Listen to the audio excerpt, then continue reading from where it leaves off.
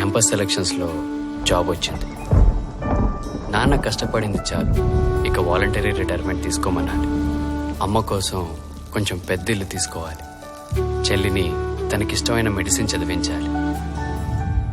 శేఖర్కి ఇలాంటి కలలు ఎన్నో ఉండేవి. కానీ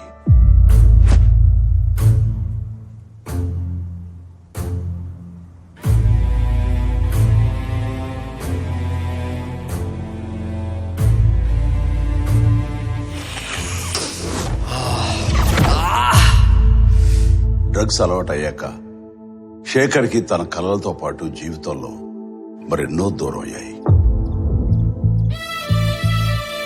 అమ్మా, స్టోర్కి వెళ్ళొస్తానమ్మా.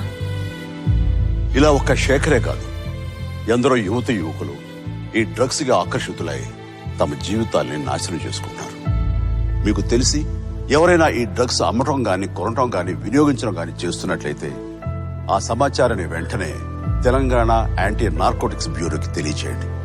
మీరు చేయాల్సిన ఫోన్ నెంబర్ 87-126-71111. మీ వివరాలు గోప్యంగా ఉంచబడతాయి. బాధితులను ఆ మత్తు నుండి దూరం చేయటమే వారి ఆశయం తప్ప శిక్షించడం కాదు. డ్రగ్స్ రహిత సమాజమే లక్ష్యంగా సాగుతున్న మన తెలంగాణ ప్రభుత్వ సంకల్పంలో నాతో పాటు మీరు చేతులు కలపండి.